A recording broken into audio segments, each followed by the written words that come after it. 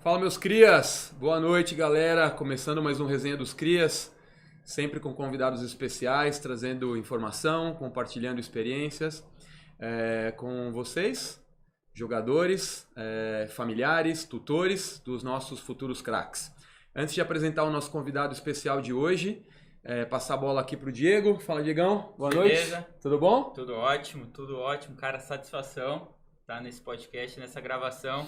Hoje tem resenha das boas, tem muita informação. Nosso convidado hoje é espetacular, hein? Mas antes de mais nada, queria falar um pouquinho das nossas redes sociais. Peço para que todos vocês acompanhem lá nas nossas redes sociais. Esse podcast é patrocinado pela Zambotti Sports, uma empresa de agenciamento esportivo. Então vão lá nas nossas redes sociais, lá no nosso Instagram. Os links vão estar aqui embaixo. Sigam lá, @Zambotti Sports, @Cast dos Crias. Tem muita informação, tem muita novidade que vão estar passando lá nas nossas redes sociais. Sigam os nossos canais, que vão estar na bio das nossas contas do Instagram. E ativem o sininho. É importante ativar o sininho, porque senão, como é que é? Saco vazio não para de pé. Garoto, é isso aí. Vamos que vamos. Muito bom, show de bola. Bom, agora sim, é um prazer enorme. E a gente, desde o primeiro programa que nós gravamos, nós comentamos aqui que o nosso compromisso é trazer informação e abrir espaço não somente para o futebol masculino, mas para profissionais do esporte também, para o futebol feminino.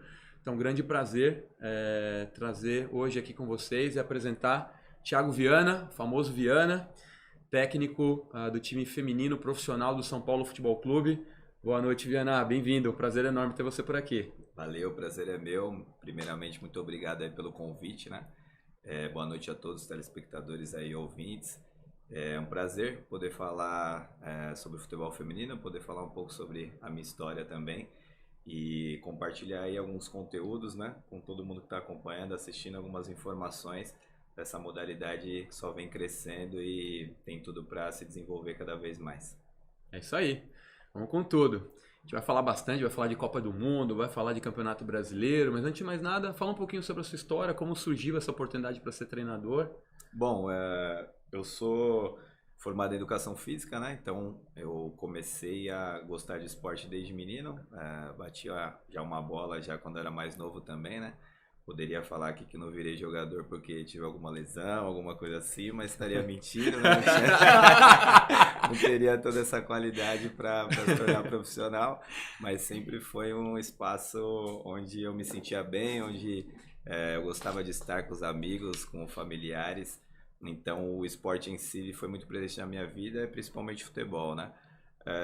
Quando eu escolhi fazer educação física, eu comecei na área de licenciatura, então eu sou formado em licenciatura, fui professor por 10 anos em escola pública e na faculdade eu comecei a ter um pouquinho de oportunidade de trabalhar com futebol de campo principalmente.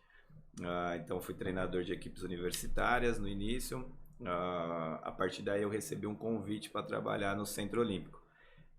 O Centro Olímpico é uma referência, né, na nossa modalidade, principalmente na formação de atletas, né, de meninas para o futebol, e recebi o convite do treinador hoje que está na frente da seleção sub-20, né, o Jonas Urias, que na época estava com o Lucas Piscinato, que é um antigo treinador do São Paulo profissional, hoje treinador do Internacional, para assumir a categoria sub-13 e ser auxiliar da categoria sub-15, né? E aí durante 5, 6 anos eu trabalhei com essas categorias, então fui treinador do sub-13 feminino e era auxiliar do sub-15, e aí depois treinador do 15 e auxiliar do 17. Fui subindo de categorias até que a gente fez uma parceria com São Paulo, com as categorias de base feminino, e aí a história, né? Mais uns 3, 4 anos aí na base, até que o ano passado, fim do ano, eu recebi a proposta para assumir a equipe profissional. Parabéns, show de bola. E Valeu. sempre foi na modalidade feminina. Como surgiu chegar ao feminino? Foi uma opção sua? Apareceu oportunidade? Eu trabalhava nas equipes universitárias com o masculino. Uhum. Eu comecei com escolas de futebol masculino também. Passei pela escola do Meninos da Vila, Chute Inicial, algumas escolas de futebol que me ajudaram muito, né, a começar a desenvolver os treinamentos, também a pedagogia didática ali para lidar com o aluno. Uma escola que marcou bastante foi a escola do Barcelona, né, uma escola que tinha uma unidade ali na Barra Funda, na frente do CT, né? Junto com o Nacional, né? Isso, no Nacional, exatamente lá, na frente do CT do São Paulo e do Palmeiras ali, né? E foi uma escola que me ajudou muito a desenvolver a didática, a pedagogia. Foi uma escola que me trouxe uma visão de futebol totalmente diferente da que eu tinha, né? Na época, o coordenador ele era catalão e os treinos eles vinham direto de Barcelona, né? Direto da escola da La Masia, né? Que é a categoria de base de lá. Então a gente teve acesso a esses conteúdos junto com um mentor, então foi uma escola que ajudou bastante a eu me apaixonar mais ainda por futebol e conseguir desenvolver uma pedagogia diferente também. E a partir daí, só trabalhando com escola de futebol, amador no masculino, eu recebi essa oportunidade de trabalhar com o alto rendimento do feminino, né? Na época era uma aposta, né? Porque o feminino ainda também estava em crescimento, porém era uma oportunidade muito boa de trabalhar com atletas de alto rendimento, né? Então, atletas que passam por uma seleção, por uma peneira, que tenha uma característica já desenvolvida para o alto rendimento, e eu vi ali uma oportunidade interessante de trabalhar com essa modalidade, além dessa questão do propósito também, né? Eu acho que isso caminha junto, né? Trabalhando muito tempo em escola, a gente tem essa visão de que além apenas da sua paixão, né, e da modalidade em si, é aquela frase que a gente sempre usa que não é só futebol, né?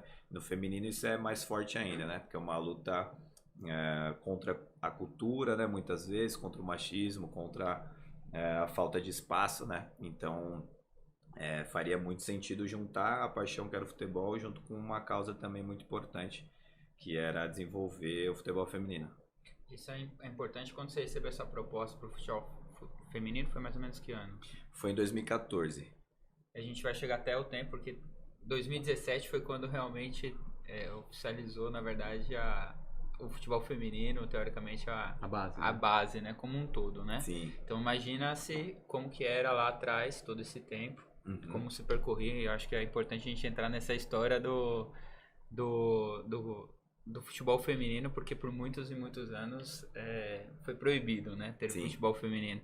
Então a sua decisão em 2014, aquilo tudo, já sabendo todo um cenário do futebol feminino, para você aquilo foi, é aquilo que eu quero, é uma aposta, é uma projeção, eu vou apostar naquilo que aquilo vai virar. Isso na sua cabeça era muito claro, porque teoricamente você estava num futebol masculino, por mais que seja amador, você estava lá no Barcelona, já com toda a metodologia, algo que a gente sabe que é muito mais desenvolvido para o futebol masculino, e você falou, não, quero começar do zero essa nova página, né? Para você, isso, na sua cabeça, foi, eu quero, era esse meu objetivo mesmo? Foi uma oportunidade, né, no momento ali. Eu nunca tinha parado para diferenciar, né?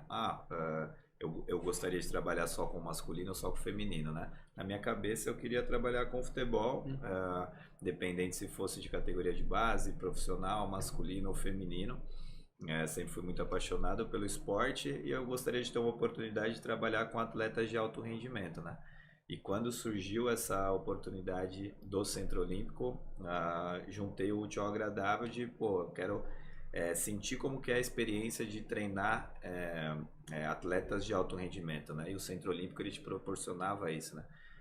Se a gente for pegar, por exemplo, essa seleção brasileira que foi para essa Copa, tem, se eu não me engano, de 6 a 7 atletas formadas no Centro Olímpico, né? Então, pelo futebol feminino não ter tantas equipes de base naquela época, se concentrava muito em alguns polos. Em São Paulo, o Centro Olímpico era o principal polo, então as melhores atletas, teoricamente, da época iriam para lá, né? Então foi uma experiência muito legal e uma oportunidade muito boa de trabalhar com esse perfil de atleta, né? O atleta de alto rendimento. A gente vai entrar nessa questão da base e até vou pedir para você entrar mais no detalhe da parte do Centro Olímpico. Como eu comentei no início, existem muitas atletas que têm o sonho, né, de se tornar jogadora de futebol, seja de maneira profissional ou seja praticando o esporte, então vai ser legal entrar por aí. Mas você mencionou uma palavra que é importantíssima, que é o propósito, né? E acho que para falar de propósito é importante entender a história, né? A gente estava conversando um pouquinho antes, né, sobre quase 40 anos de proibição do futebol feminino. E eu tenho certeza que grande parte do público que hoje às vezes até critica o futebol feminino, é muito lento, não evoluiu, não é igual, mas também não tem conhecimento absolutamente nenhum do que aconteceu nos últimos anos, do que aconteceu há mais de 100 anos. Então, se você puder compartilhar pra gente um pouco da história, eu tenho certeza que vai ser extremamente valioso pro pessoal que está assistindo. Sim, perfeito. Eu acho assim, né? Tudo na nossa vida, ele tem uma explicação, principalmente quando você fala de algo motor, né? Então, tudo aquilo que é estimulado normalmente é desenvolvido, né? E o futebol feminino, como você citou muito bem, ele ficou muito tempo proibido, né? Então, muitas meninas não tinham essa oportunidade de jogar, se desenvolver, diferente do masculino, né? Eu acho que cada um tem as suas peculiaridades, eu acho que a gente nem faz questão de comparar um com o outro, né? A fisiologia é diferente, tem várias questões diferentes, porém, como a gente conversou anteriormente, né? O futebol feminino, ele ainda tem um caminho muito grande para se desenvolver, algo que no masculino a gente percebe que já está chegando cada vez mais ao seu limite físico, técnico, tático. O feminino ainda tem uma caminhada por conta desse histórico de proibição, né? Aqui no Brasil foi liberado a partir do ano de 83, né? E argumentos totalmente... que era agressivo, né? Pro gênero feminino, que era né? agressivo pro gênero feminino, argumentos totalmente sem sentido, né? Querendo colocar a mulher numa posição frágil, algo que a gente sabe que não é verdade, né? E elas, a partir da década de 80 ali, conseguiram retomar essa liberdade de jogar, que era algo absurdo você ser proibido por lei de jogar futebol, né? De praticar um esporte, porém ainda carregando um preconceito que está enrustido, né? Um preconceito estrutural mesmo da nossa sociedade em relação ao futebol feminino, né? A gente percebe que cada vez mais isso vem diminuindo, né? Isso é muito bom, as novas gerações já estão conseguindo ter um pouco mais de liberdade, mas ainda vai levar um tempo para a gente saber qual que é o ápice e qual que é o potencial máximo da modalidade do futebol feminino, né? Hoje a gente vê uma Copa do Mundo já com uma equiparação física muito grande, né? Com uma revolução tática gigantesca, né? Muito mais equilibrada, várias equipes que tinham na teoria uma vantagem, né, ou eram favoritas ficando pelo caminho, outras equipes participando pela primeira vez passando. Isso já é uma demonstração de como as coisas estão evoluindo no mundo todo, né, como está melhorando a modalidade e a tendência é só crescer cada vez mais, né? Então o que a gente fala é que saiu de uma situação ruim, hoje a gente está numa situação regular, então evoluiu. Mas ainda a gente vai chegar na boa, vai chegar na ótima, vai chegar na excelente. Para isso é continuar trabalhando firme e forte e dando oportunidade para essas meninas, né? Que é o mais importante desde criança, né? O pai, a mãe incentivar ou pelo menos dar essa abertura se a menina tiver a vontade de praticar, entender que é mais um esporte, entender que é importante para o desenvolvimento físico, intelectual, social, né? E que não existe mais essa de modalidade masculina, as meninas vêm com tudo e é daqui pra frente, né? A gente tem certeza que não vai retroagir como já aconteceu em outros momentos. Eu não sei nem se você pode falar pelo São Paulo, óbvio, né? Mas não sei se você consegue também falar por todos os outros clubes, ou como que a gente consegue fazer uma divulgação, porque assim, eu acho que eu vejo e o que eu sinto nessa vida andando, conversando com os pais, conhecendo jogadores que querem ser. Eu vejo muitos pais com pouca informação do futebol feminino, de uma avaliação, de uma peneira, de como que eu faço com minha filha que hoje joga no meio de meninos e que querem se destacar, querem ter uma oportunidade de estar no meio do futebol, né? E a gente sente que muitas das vezes não tem a divulgação como deveria ter. E eu vou falar que, por exemplo, o Sub-15, vocês tiveram avaliação recentemente agora, e eu achei foram muito pouco comunicado, né? Então, assim, chegou-se muitas meninas lá, óbvio, mas eu acho que como que é trabalhado isso internamente dentro do clube para que no final a gente consiga passar o máximo de informação ou que chegue na ponta para essas famílias, para que eles possam estar atentos, ou eles possam estar podendo colocar suas filhas, né? Teoricamente no meio do futebol voltado, mas já específico feminino, já englobado nessa cultura feminina, né? Sim, sem dúvida. Acho que é tudo um processo, né? A gente está vendo cada vez mais que os anos vão passando a abertura de novas categorias, né? Categorias mais novas. Então hoje a gente está com alguns clubes com a categoria sub-15, né? O Centro Olímpico ainda tem sub-13, alguns projetos têm essa categoria sub-13, mas alguns clubes chegando na 15, né? E da mesma forma que é um processo de evolução em relação a categorias mais novas, também acho que é um processo que vai melhorar em relação ao alojamento, em relação a poder também conseguir dar condições boas para essas meninas que vêm de fora de São Paulo, né? Em relação à divulgação, hoje as equipes femininas, a maioria delas tem a página própria no Instagram, então os grandes clubes fizeram uma página exclusiva para o futebol feminino, né? Então você pega o São Paulo, você pega o Corinthians, o Palmeiras, o Santos, né? Tem páginas específicas para o feminino, então acho que esse é um ótimo caminho para os pais e familiares que querem acompanhar. Tem uma página muito legal que chama Futebol Peneira, que é uma página que divulga peneiras tanto do masculino como do feminino. Então sempre quando tem alguma avaliação que muitas vezes fica escondida, Exato. nessa página aparece, né? Então muitas meninas vêm me procurar no Instagram perguntando, quando tem avaliação e tal. E aí quando tem no São Paulo a gente indica, mas eu sempre indico essa página. Hoje a Federação Paulista também está fazendo algumas avaliações, o que é muito legal, uma federação fazendo avaliação de atletas, né, de meninas mais novas. Elas abrem uma avaliação normalmente em 2 sedes, né? Uma sede na capital, uma sede no interior. As meninas vêm do Brasil inteiro para fazer a avaliação e os clubes vão até essa avaliação para olhar essas meninas e aí se interessar por alguma delas, manter contato, trazer para avaliar dentro do clube.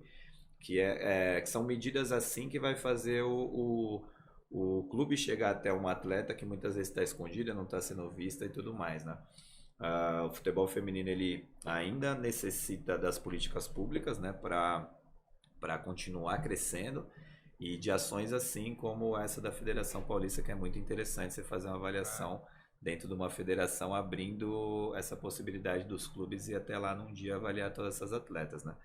Então, seguir essa página, seguir as páginas do futebol feminino, da Federação Paulista, cobrar das federações das suas cidades, né?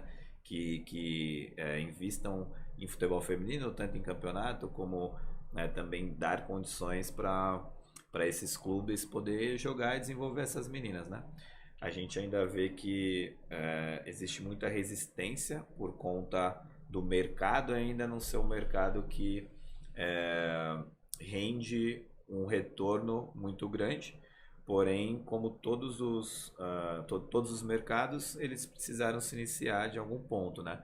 E hoje a gente já vê atletas serem negociadas, serem contratadas e render também valores aos clubes, né?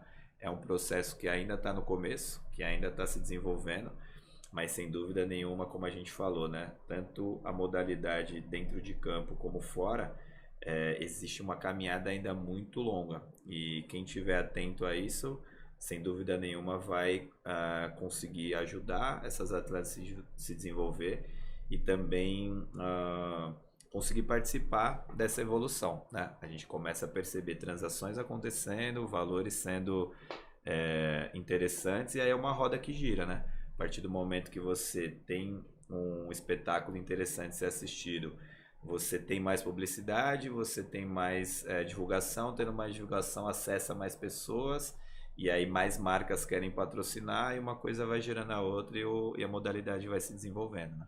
Como tem acontecido agora na Copa do Mundo, né? Uhum. Os estádios lotados, né? Capacidade máxima nos estádios e não à toa começa também a ter uma Copa do Mundo com muito mais qualidade, com muito mais patrocínio, com muito mais exposição. Uma coisa vai chamando a outra, né? Automaticamente, né? Você comentou algo sobre para as famílias, né? Para também incentivar ao mínimo dê a liberdade para que as meninas escolham o que elas gostariam de fazer. Eu acho que isso vale para o futebol, como vale para qualquer coisa, né? Na vida, qualquer tipo de profissão, né? Que as mulheres, as meninas tenham total autonomia para decidir o que elas gostariam de fazer. Nós tivemos aqui na semana passada a Bianca é jogadora da base do São Caetano, tá jogando na Taça das Favelas lá também pelo Heliópolis, e ela compartilhava a vivência dela real, né? Que ela fazia balé, só que ela gostava do futebol. E a grande preocupação dela é o que minha família vai pensar quando eu falar que eu quero largar o balé para ir pro futebol, né? Você ainda vê que isso é uma grande realidade, né? Que mensagem você tem aí para as famílias, os tutores que estão nos assistindo, para como continuar incentivando essas meninas? Massa, eu acho que assim, primeiro, a questão da cultura é algo que demora um tempo, né? Sim. As gerações vão passando, vindo com uma cabeça diferente, vindo com estímulos diferentes, né? Pais que já nasceram em outro momento também, e isso é um movimento que é necessário a gente continuar cada vez mais naturalizando o que tem que ser naturalizado, né? É a gente olhar para trás e ver o quão é absurdo o futebol feminino ter sido proibido, o quão é absurdo muitas vezes pais negarem essa oportunidade para as meninas, né? E a gente entender, pô, a gente está numa evolução do mundo como um todo, né? As coisas estão acontecendo muito rápido, evoluindo muito rápido e evoluindo para melhor nesse sentido, né? Acho que hoje é importante que dentro da escola você também tenha esse espaço, né? Como a gente falou, como é cultural, é nas pequenas coisas que você incentiva ou não, né? Então, a gente ouve muita gente da nossa geração que na aula de educação física muitas vezes era a menina vai jogar vôlei, os meninos vão jogar futebol. E se alguma menina quiser jogar futebol, ela não teria o espaço porque poderia se machucar e tudo mais. Então, até dentro da escola mesmo, os professores de educação física, é importante naturalizar isso, trabalhar esses temas, né? Porque naturalizando dessa forma influencia nos pais, influencia nas meninas e a gente chega num ponto que deveria ser o desde sempre, né? Que é mais um esporte, que deveria ser incentivado e permitido a todos. Então acho que só dessa forma que a gente consegue evoluir, né? O pai também olhar para essa menina que queira jogar, o pai e a mãe, e não enxergar isso como algo incomum, muito pelo contrário. Hoje as meninas elas têm muita referência, né? Então você vê uma Marta aí que muitas vezes na idade dela ela não tinha quem olhar, não tinha uma referência. E hoje essas meninas têm, né? A gente tem jogadoras antigas também que estão cada vez mais sendo trazidas de volta, né? Que fizeram muito pelo futebol feminino na década de 90, né? Então você tem a Cicis, tem a Roselis, tem jogadoras mais antigas também que merecem ser lembradas, mas hoje está mais massificado essa imagem dessas estrelas e ídolas do futebol feminino que também ajuda essa menina a ter essa referência, né? Hoje a Marta deu até uma entrevista antes do jogo, né? Inclusive falando que ela não tinha uma referência teoricamente quando ela jogava, né? Que ela basicamente ninguém assistia, ninguém presenciava. E hoje ela sente orgulho teoricamente porque ela não é só ela ter uma referência, mas tem vários outros atletas hoje que passam essa referência, né? Então acho que muitas pessoas hoje que olham o futebol feminino, muitas dessas meninas hoje que são novas, elas não tem mais nem tanto só a Marta, mas como muitas dessas meninas de hoje na atualidade, né? São meninas que hoje têm a visibilidade, têm seu destaque. Acho que a rede social ajuda muito nesse sentido, a divulgar, a mostrar.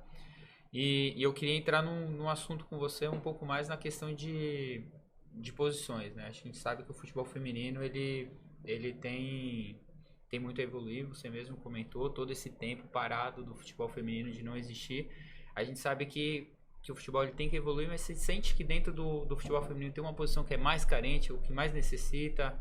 Eu vou falar basicamente por mim, assim, eu acho que a posição de goleiro feminino, acho que é uma posição que acho que precisa ainda muito melhorar, ainda nesse sentido, com os pés, tanto com o movimento, né, com a mão e tudo mais. Na sua opinião, o que você sente ainda, assim, é muito claro isso ainda ou não? Eu acho que, como você comentou, né, a posição de goleiro é uma posição bem específica, né, é uma posição diferente de todas as outras, né? Porque a partir do momento que você joga na linha, você consegue jogar de lateral, zagueiro, de volante. A gente na formação mesmo com as meninas de linha, a gente trabalha isso, né? Você é uma jogadora, você não é uma zagueira, você não é uma lateral, você é uma jogadora, uma atleta que tem que entender sobre as funções que você vai precisar realizar em campo, mas não se fechar numa caixinha de eu sou só essa posição. Diferente da goleira, que é uma posição mais específica, né? Porém, a gente também viu na história de muitos esportes como a questão, por exemplo, da goleira, que a altura é algo muitas vezes importante, como dentro desses esportes que a altura faz diferença, como o vôlei, por exemplo, o basquete, foram, através dos estímulos, se desenvolvendo atletas que tinham esse perfil, né? Então, não é que a menina, por exemplo, que praticava, como muitas vezes acreditou, quem fazia natação ficava maior. Isso já foi comprovado que não existe, né? Não é algo, é algo biológico, é um mito. Mas que mais pessoas vão ter a oportunidade. Então a tendência é aparecer mais gente. Tendo mais gente, você consegue selecionar melhor, trabalhar melhor, desenvolver melhor. E a posição de goleira, que é uma posição que é mais específica, como a gente comentou, tendo mais oportunidade para essas meninas se desenvolver desde cedo, a tendência é que goleiras com maior estatura, por exemplo, apareçam mais, se desenvolvam mais, tenham mais oportunidade, e aí naturalmente essa posição ela também vai se equilibrar, né, como a gente vê no masculino. Hoje, na Copa do Mundo atual, por exemplo, você já vê muitas situações assim, né, goleiras com uma estatura bem justa já, né, para conseguir fazer o seu papel dentro de campo, mas como toda modalidade, o lastro ainda, né, e o espaço para crescimento ele é muito grande, né, como a gente falou, maior do que o masculino, que já atingiu bastante do seu ápice, né. Então o feminino sendo estimulado, pode ser que a gente nem esteja aqui para ver isso acontecer, mas ele vai continuar se desenvolvendo muito ainda, né? A estrada ela te dá um espaço para crescimento muito grande, né?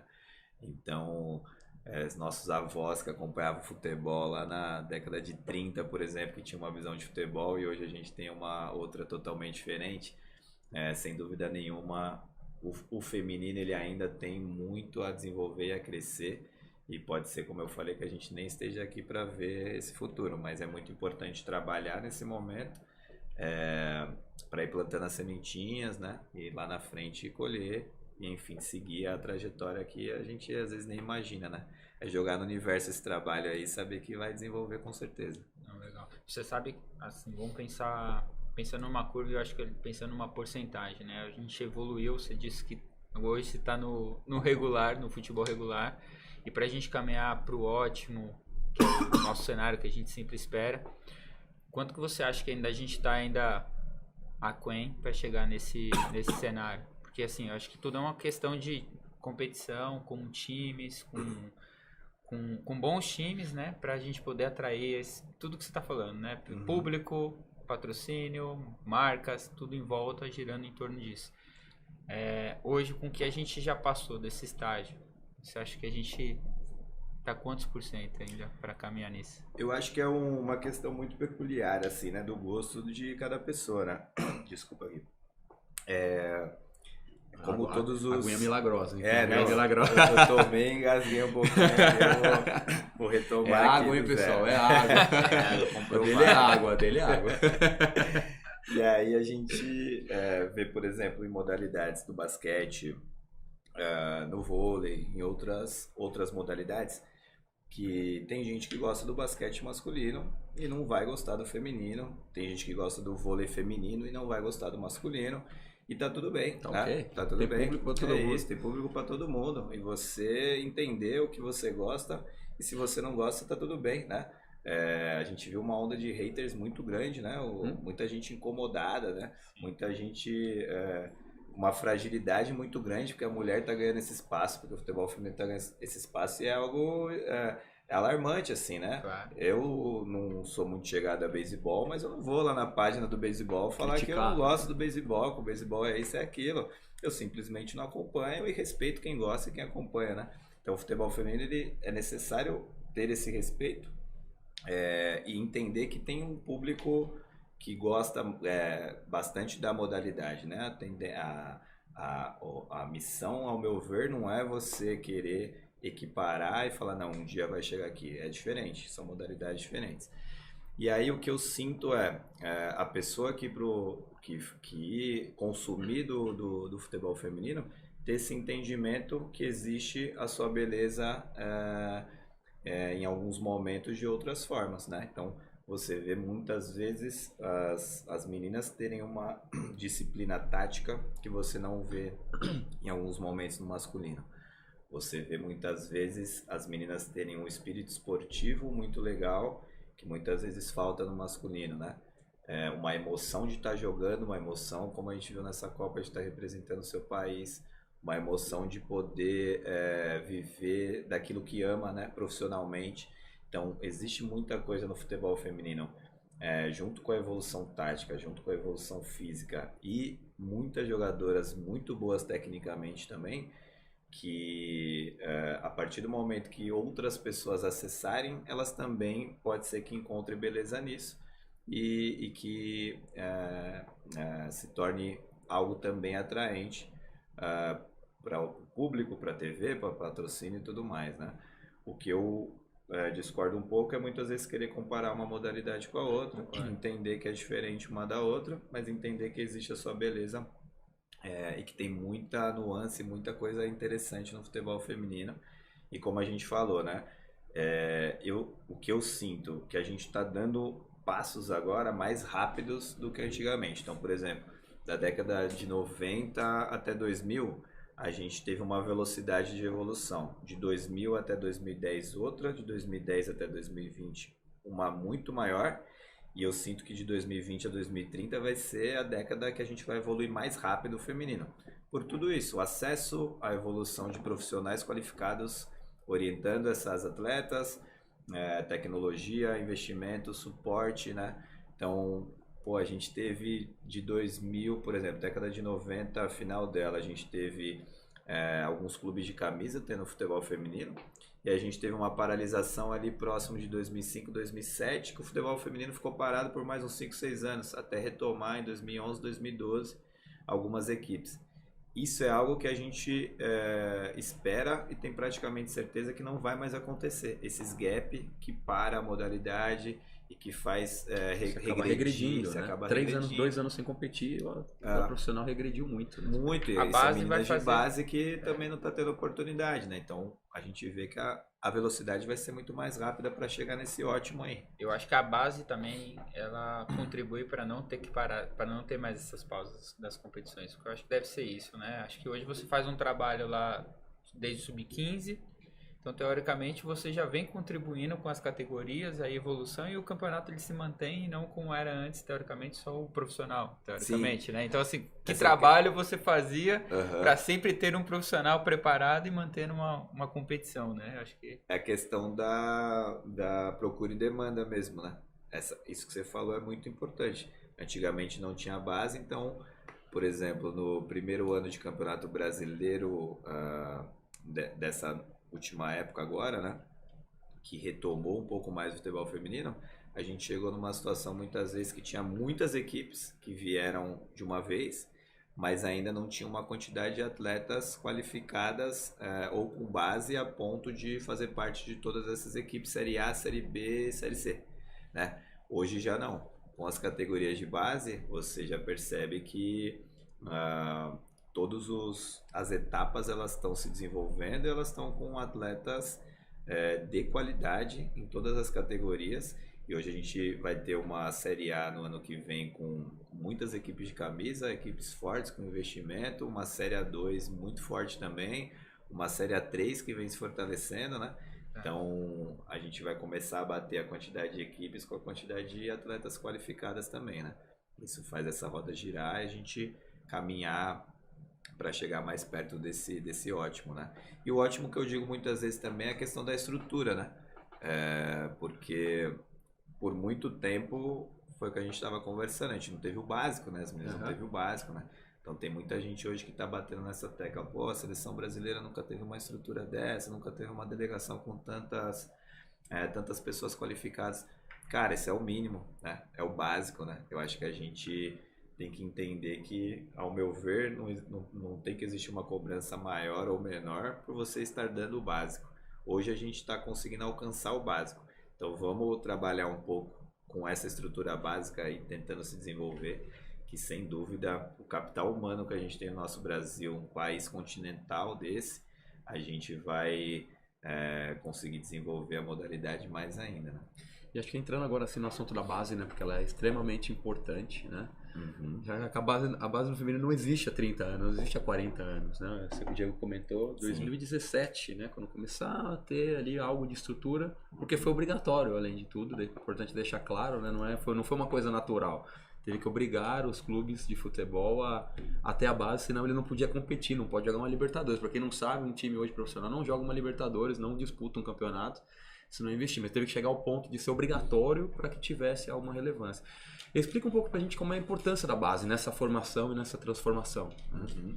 Cara, primeiro essa questão da obrigatoriedade, né? A gente fala muito sobre essa questão cultural, né? Então, a nossa sociedade, ela tem várias dívidas, né? Então, se parar para pensar a dívida que a gente tem com os negros, por exemplo, pela questão da escravidão, né? E aí a gente precisa de políticas públicas que ajudam a acelerar essa desigualdade, muitas vezes, que essas pessoas tiveram, né? Por preconceito, por questões antigas.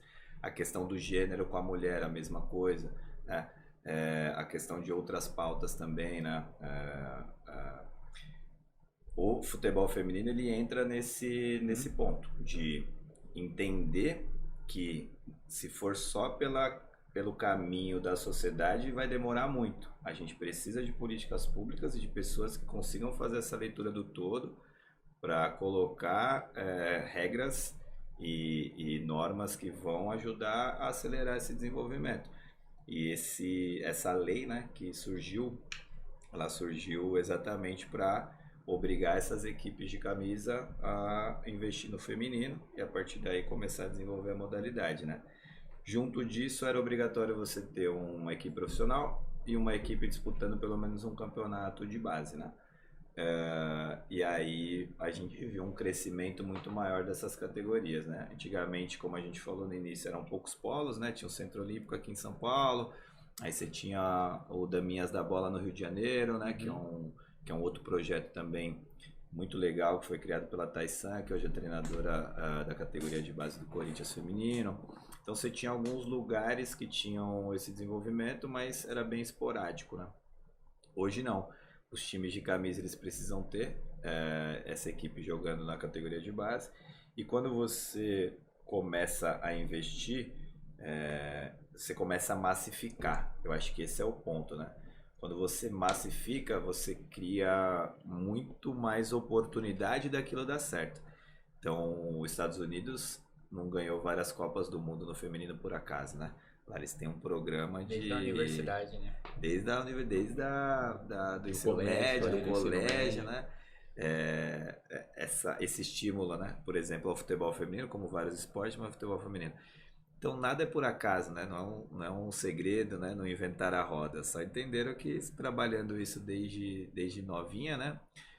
A tendência é você massificar e conseguir gerar uma competitividade maior que vai fazer as que chegarem muito mais preparadas de quando muitas vezes você não tem essa competitividade, né?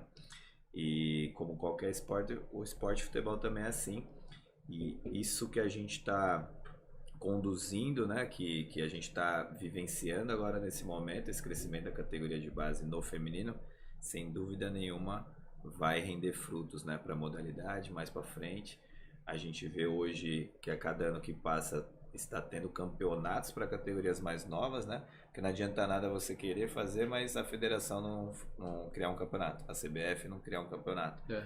E um dos pontos que o próprio presidente falou, né, pós-eliminação, é que ele vai aumentar, intensificar e massificar mais ainda o investimento na modalidade, né? Gerando campeonatos, você gera categorias, e aí gerando categorias são as meninas entrando um pouquinho mais novas, né?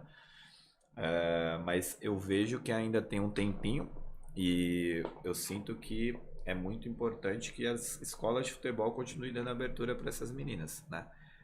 Que às vezes não encontrando na sua cidade um clube que ela possa jogar sendo mais nova, ela consiga jogar mesmo com os meninos. Acho que não tem problema desde que seja bem conduzido, né?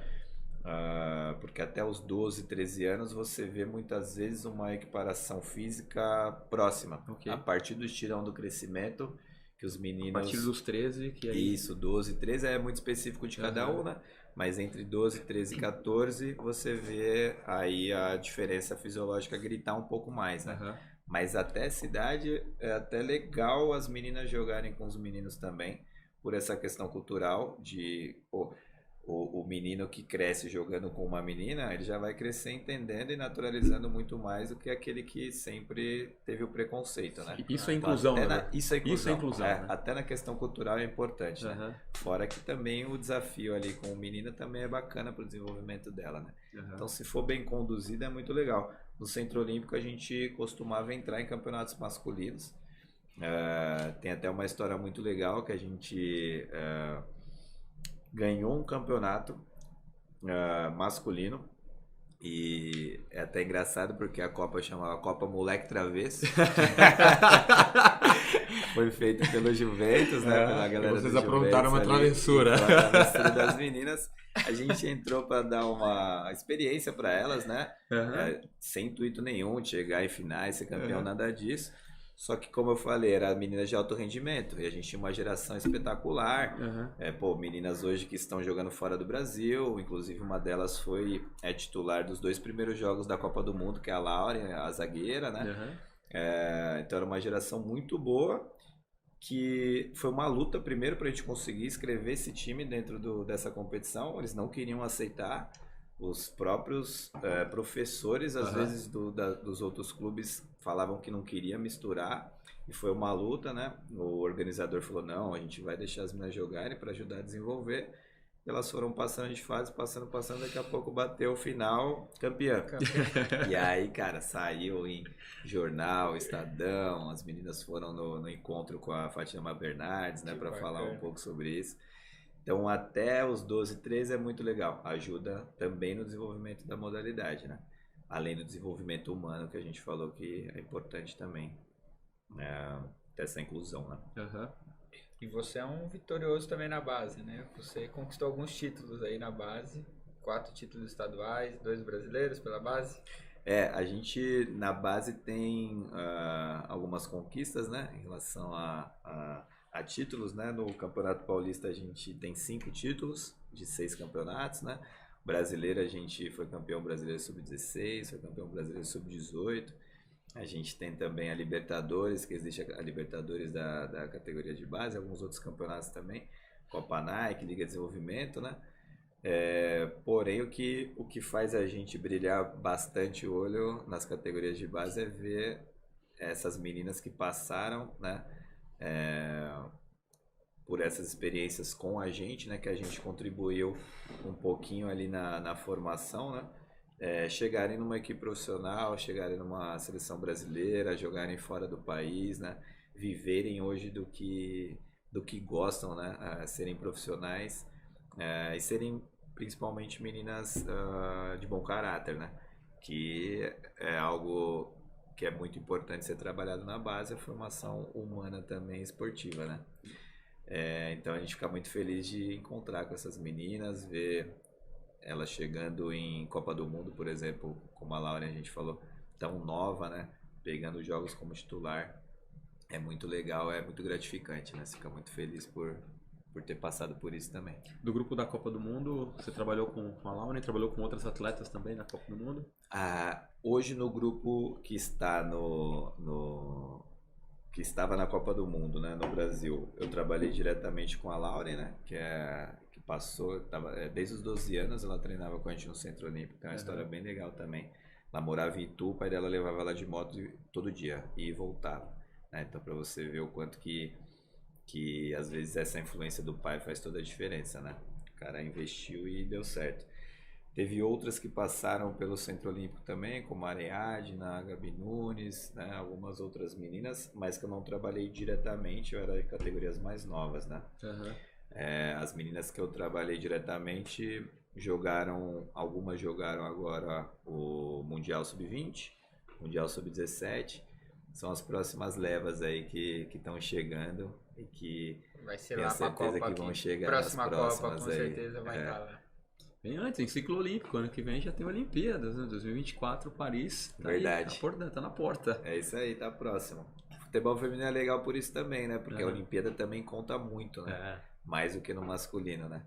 Então é sacudir a poeira para ano que vem chegar bem em Paris lá, né? Forte. É isso.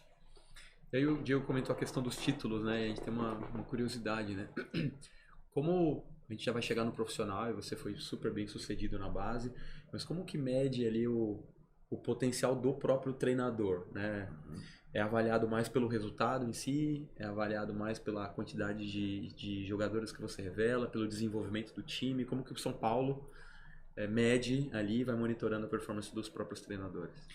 Cara, eu particularmente, nas categorias de base, eu gosto muito do perfil formador, né? Então, é óbvio que é importante você ganhar título, você chegar longe nos campeonatos, porque você tem, que eu costumo dizer para elas, né, mais jogos difíceis, né? Porque um jogo de primeira fase ele é diferente de um de quartas, que é diferente de um de semi, que é diferente de uma final, né? Você viver esses jogos decisivos na categoria de base vai te criando casca, vai te deixando cada vez mais preparado para quando você chegar no profissional aqui não te abater tanto, constrangimentos, às vezes um placar adverso que você tem que buscar. Você precisa preparar essas situações nas categorias de base. Então, quanto mais longe você chega nos campeonatos, melhor vai ser as suas experiências, né?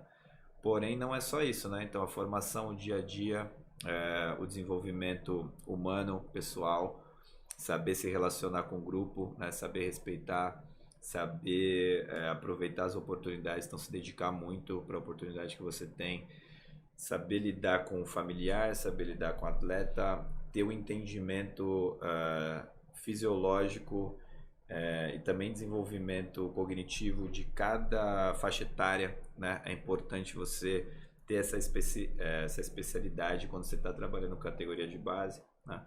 Então eu vejo hoje que são mundos diferentes, com peculiaridades diferentes, com desafios diferentes, mas que também te ajuda a melhorar, né? Porque na categoria de base você consegue também testar algumas situações, formações táticas, por exemplo, algumas coisas que ali você tem um pouquinho mais de liberdade para testar, até porque a atleta é importante ela passar também por situações diferentes. E quando você chega na equipe profissional, você está um pouco mais preparado também, porque você já passou por algumas situações nas categorias de base, né? Então, o São Paulo, sou muito grato ao clube, né, por ter me oportunizado primeiro a trabalhar com as categorias de base e hoje ser treinador da equipe profissional.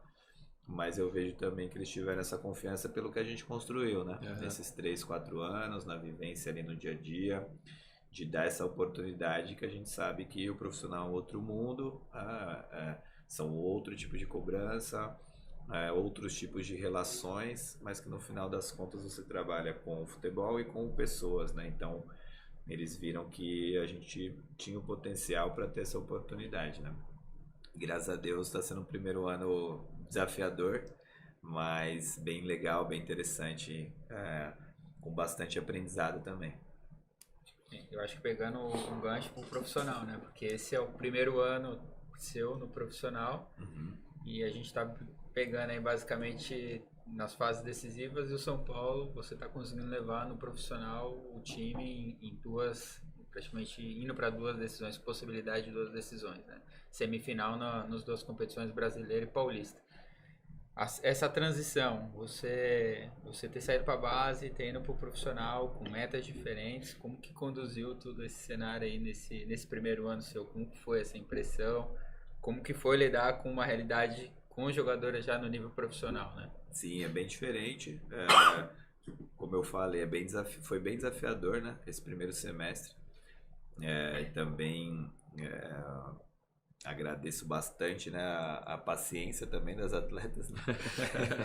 De entender que a gente também estava vivendo muitas coisas novas ali, né? E que a gente ia construir muita coisa junto, né?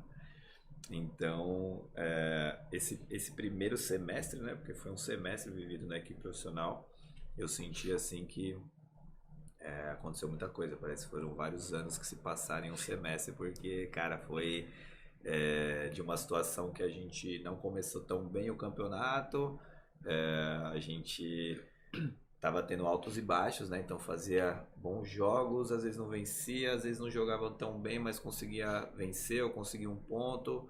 Aí vencia grandes equipes que teoricamente não estavam tão bem, a gente tropeçava. E a gente foi vivendo assim no Campeonato Brasileiro até a última rodada. E na última rodada a gente tinha um jogo contra o Grêmio, que era uma decisão da última rodada da primeira fase, né? Se a gente perdesse o jogo, a gente estava fora. Se a gente ganhasse, a gente conseguia se classificar. E esse jogo foi lá no Sul. Então você imagina, né? A pressão que a gente viveu. E suportar isso também não é tão simples assim, né? Porque uma equipe do tamanho de São Paulo tinha chego em todas as decisões, playoffs do Campeonato Brasileiro até então, né? Seria muito ruim a gente ficar de fora no primeiro ano, mas graças a Deus o trabalho ele foi se desenvolvendo, a gente foi conseguindo encaixar o trabalho, encaixando as peças também. As meninas compraram muito e são meninas de valor, são meninas dedicadas, né, que se esforçam muito também para conseguir corresponder dentro de campo. E a gente conseguiu se classificar. A partir daí a gente teve um enfrentamento contra o Palmeiras, né, nas oitavas de final. E o Palmeiras tinha passado em segundo e a gente passou em sétimo, acabou se enfrentando e tendo sucesso aí no confronto final ali dos 2 jogos, né? E é por isso que é tão apaixonante, né, cara? Futebol, né? Essa é uma casca que teoricamente é o que vai levar agora, é o que dá força, né? Acho que esse confronto contra o Palmeiras, e vocês vieram ganhando na casa deles, inclusive, né? Porque o primeiro jogo em casa vocês empataram, saíram perdendo lá no Allianz e conseguiram virar o jogo. Né? Então, assim, com certeza, eu acho que é uma reviravolta muito, muito grande que dá e com certeza para as meninas é uma motivação para essa reta final aí, com certeza atingir o topo, né? Como você falou, a trajetória dos jogos decisivos foi muito legal, né? Porque a gente começou atrás, o primeiro jogo buscou praticamente nos últimos minutos o empate. E no segundo jogo a gente começou perdendo lá também no início, né? Com a torcida inflamada lá no Allianz. E mesmo assim as jogadoras mantiveram a proposta, mantiveram a fé, né? De acreditar que a gente conseguiria empatar e virar o jogo.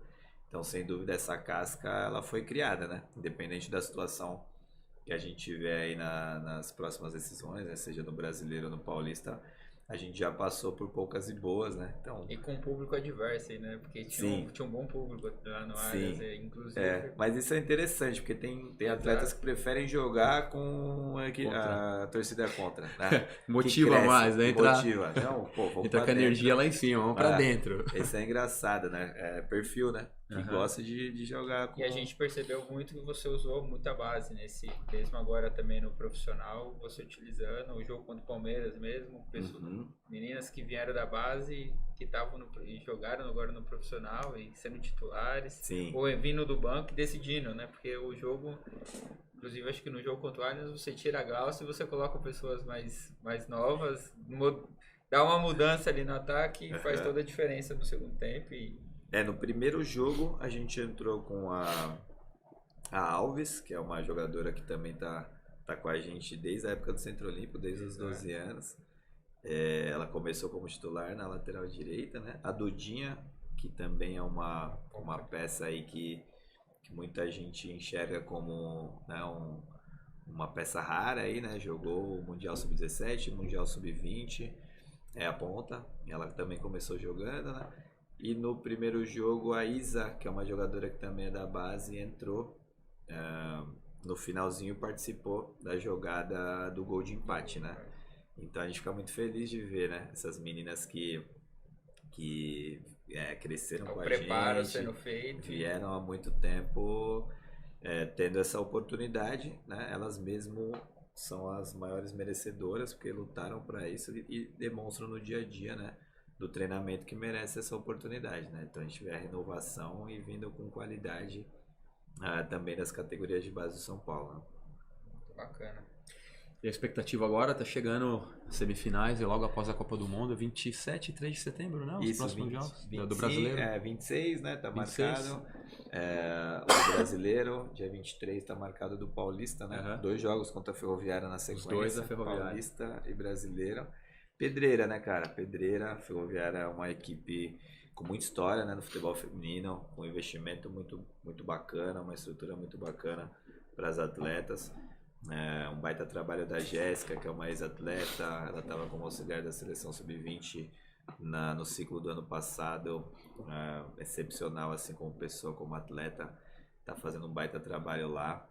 E a gente fica muito feliz de conseguir chegar nessas fases e poder viver essa situação, né? De poder jogar uma semifinal, poder ter a oportunidade de fazer 2 grandes jogos aí, quem sabe buscar algo inédito pro clube, né? Que é chegar numa final e conquistar uma vaga numa Libertadores, né? Uhum. Então a gente está mentalizando isso, a gente sabe que vai ser muito duro, vai ser muito difícil, mas que a gente vai deixar tudo para conseguir chegar lá. Brasileiro, semifinais eletrizantes, São Paulo e Ferroviária, Santos e Corinthians, vai arrebentar corações aí.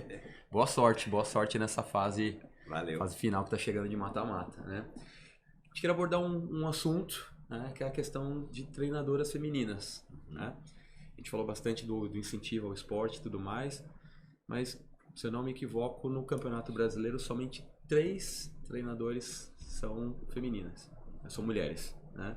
A grande maioria dos treinadores ainda são homens. O que ainda falta, né? É uma questão de tempo também, você que está mais dentro do futebol, a própria CBF, você vê uma leva de profissionais também chegando feminino. Volta na questão que a gente falou de inclusão e tudo mais, 50% da população é mulher, então espero-se que de maneira geral também tenha mais profissionais como preparadoras físicas, fisiologistas, treinadoras. O que falta ainda, Viana? Cara, acho que a explicação cultural ela chega nesse ponto também, né? Porque influencia em todas as frentes, né?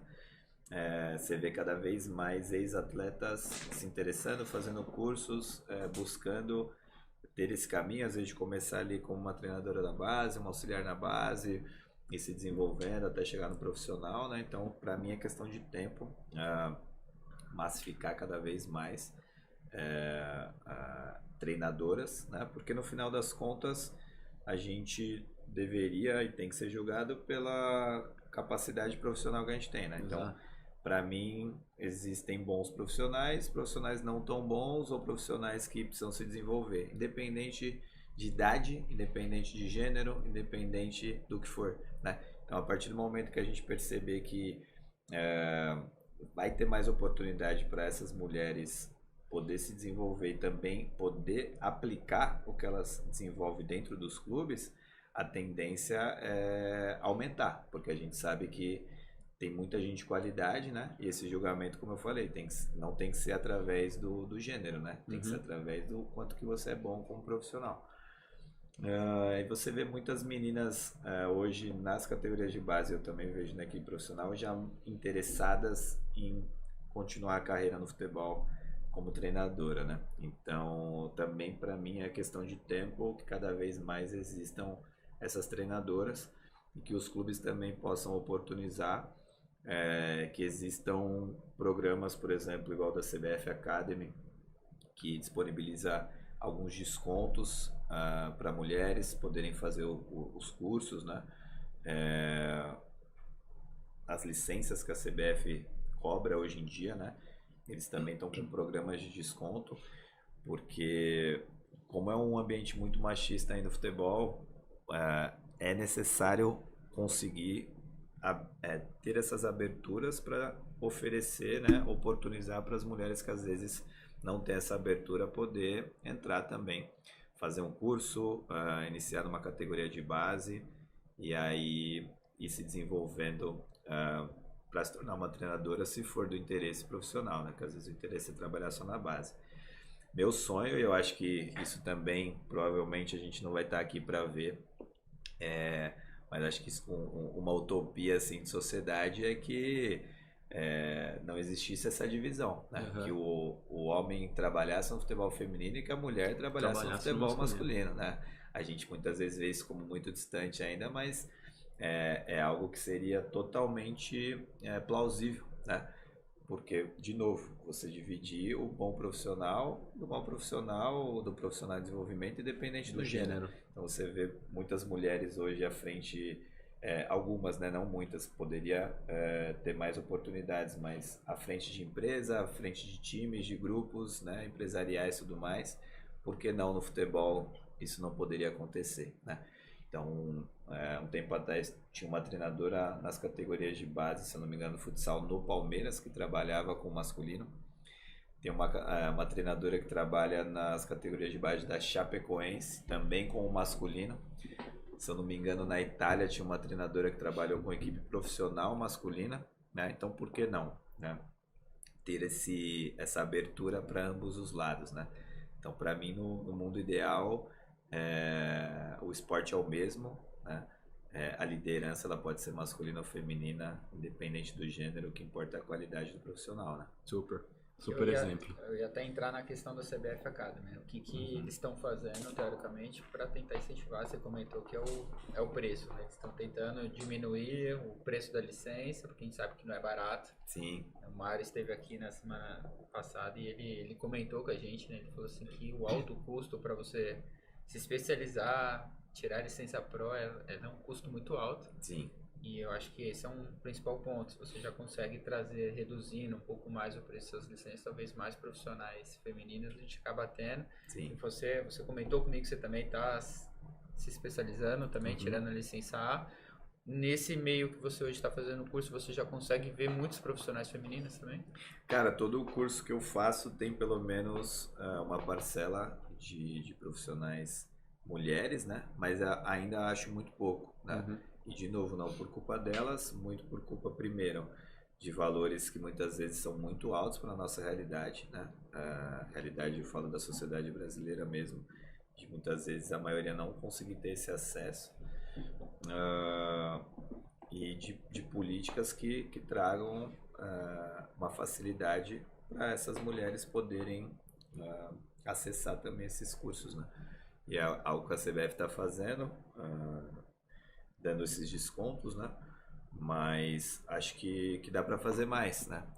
As próprias federações conseguirem oportunizar para essas mulheres. Hoje a gente vê em alguns clubes a jogadora tendo acesso a uma faculdade, então enquanto ela é atleta ela também está fazendo a faculdade, porque como a gente sabe, né, a carreira de atleta ela tem um prazo limite, né, fisiologicamente. E, pô, hoje a gente fala sobre expectativa de vida, né, a gente está numa época que a expectativa de vida muitas vezes está 80, 90 anos, você acaba a carreira com 35, você não viveu nem metade da sua vida, e depois, né? Então você poder fazer, a gente tem atletas hoje treinando e fazendo faculdade, tem faculdade à distância, já pensando nesse futuro também pós-carreira, para conseguir seguir muitas delas no futebol. E aí você traz a experiência, né, de ter sido atleta, você traz o conhecimento teórico da faculdade, com esses cursos também que agrega bastante. Sem dúvidas nenhuma, a gente vai ter cada vez mais treinadoras presentes nos campeonatos nacionais, sem dúvida nenhuma. E a gente tem uma pergunta que na verdade vem da Mayara Mendes, que seguramente está nos assistindo, né? Mayara, ela é coaching esportivo e é um assunto que nós abordamos aqui na semana passada também com a Bianca, né? E você também comentou hoje, né? Existem diferenças físicas e fisiológicas, né? Sim.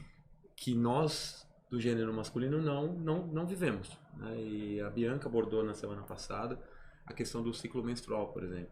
Eu não tenho a menor ideia o que é jogar uma partida de futebol se você está no ciclo menstrual, como é treinar, a questão da sensibilidade, né, entre o gênero feminino e o gênero masculino. Como que você se prepara, como que você estuda algo que a gente não entende fisicamente, não passa por aquilo. Sim. Como você cobre um pouco essa brecha que existe, né? Você tem mulheres também na sua comissão técnica, se você puder explicar como funciona. E obrigado, Mayara, aí pelo envio da pergunta. Massa, acho que é um tema muito importante, né? Acho que com qualquer área da sua vida é muito importante você se especializar com o público que você está trabalhando, né? E o futebol feminino ele traz essas nuances, né? Como a gente já comentou, é uma questão hormonal que influencia em vários fatores, né? Então, influencia em alguns momentos na questão do humor, influencia em alguns momentos na questão de desempenho físico, né? Mas também é muito particular, né? Então, a gente costuma ter uma triagem no começo do ano, junto com o nosso departamento médico, E é muito importante, como você falou, você ter mulheres na comissão técnica, né? Então, nosso departamento médico, a gente tem uma médica, a gente tem 2 fisioterapeutas, né? 2 mulheres, a nossa preparadora física é mulher também, então são pessoas que vivem isso, como você falou, a gente não pode falar porque a gente não passa por isso, mas que me ajudam também a conseguir, de alguma forma, contribuir e entender esse momento e ser uma pessoa que, compreendendo, consiga de alguma forma ajudar ou no mínimo não atrapalhar, né? Tendo preconceitos ou julgamentos, né? Uhum. Então a gente tem essa triagem no começo do ano. Por ser algo muito particular, tem meninas, por exemplo, que se sentem abaixo fisicamente e mais irritadiça uma semana antes da menstruação, outras durante, outras depois, logo depois que acaba. Porém, a gente tem jogadoras que relatam que para elas não muda nada e outras jogadoras que relatam que durante algum desses períodos, pré, durante ou pós, elas sentem que o desempenho melhoram. Então, a partir desses dados, você consegue, no dia a dia de treino, se antecipar algumas situações, né? Então, por exemplo, não antecipar ao ponto de tirar de uma competição, porque às vezes você vai chegar numa final do campeonato, você está num momento que para você não é o melhor, né, daquele mês, porém você também tem que ter criado essa resistência como atleta de saber enfrentar. Né? Você não vai deixar de jogar um jogo por causa disso, por exemplo. Você vai ter que ter criado não é uma resistência, uma experiência de como enfrentar isso. Mas dentro dos treinos, às vezes você consegue, por exemplo, controlar uma carga. Né? Então você sabe que a menina está naquela semana que para ela, fisiologicamente, está um pouco abaixo. Ao invés de você dar a mesma carga de treino a ponto de correr o risco de lesionar, se ela tiver a mesma carga que as outras, você controla. Então você tira um pouquinho o volume do treino, né? Às vezes o próprio tratamento você também se antecipa, né? Para entender que muitas vezes não é o momento de rasgar, é o momento de trocar uma ideia, de chamar para perto, né? É o momento de você também entender esses pontos. E de novo, ao meu ver, não tem melhor ou pior, né? São situações diferentes. Né? Você vê que, por exemplo, no feminino, muitas vezes elas se importam mais, né, com aquilo que elas estão fazendo. E eu já trabalhei alguns momentos no masculino que tem muito cara que não tá nem aí pra nada. Você vai lá, prepara o treino, tá se matando, fazendo vídeo, recortando, preocupado pra caramba com a situação e o cara não tá nem aí. Então tem características diferentes. Não quer dizer que é melhor ou pior, são diferentes. E aí você, conhecendo, você consegue trabalhar melhor. Né? E hoje é feito um mapeamento de cada menina individual. Individual. É individual. O treinamento é individualizado, né? E esse acompanhamento também é individualizado. Então a gente está sempre batendo um papo para saber em qual momento que ela está e como aquele momento influencia no dia a dia dela, né? Não sei se é algo que você tem visão hoje, né? Mas se você pegar os clubes da Série A do Campeonato Brasileiro, o São Paulo é um baita clube, né? Você acredita e tem informação que todos os clubes existe esse acompanhamento hoje ou está mais limitado ainda nos clubes mais fortes, mais de camisa, com uma estrutura melhor? Cara, a gente vê isso de uma forma muito peculiar ainda, né? Vai muito do que a comissão acredita, né? Tem pessoas que entendem que não faz tanta diferença e que entende que, assim, independente do momento que ela está vivendo, ela tem que saber lidar com isso. Então é uma linha de pensamento, tá? Assim, a gente não vai olhar tanto para isso, vai focar em outras coisas e ela tem que saber resistir e saber lidar com essas situações. É uma linha de pensamento.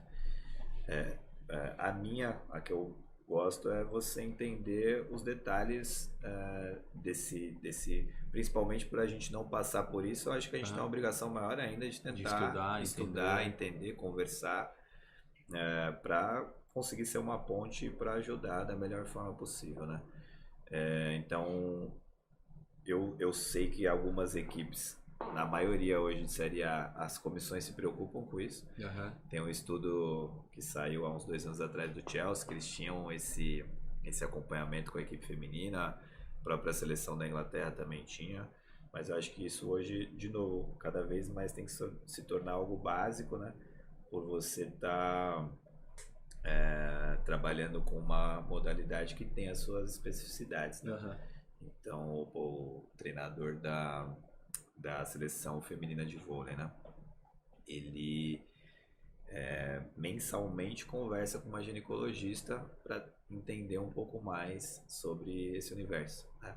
Você buscar essas informações, sem dúvida nenhuma, agrega no seu trabalho e ajuda você também a desenvolver e ter o melhor desempenho com a sua equipe e a gestão humana, né? Que é super importante. Eu acho que tem que ser os dois lados, né? Como você comentou que tem que ter mais treinadoras femininas no masculino, e eu acho que também saber entender essa outra parte, o masculino que está treinando o feminino também se capacitar para entender um pouco mais toda essa parte fisiológica feminina, né? E muitas das vezes no São Paulo você comentou que toda a parte de comissão ela é feminina, teoricamente, Tem bastante né? gente, Muita gente feminina.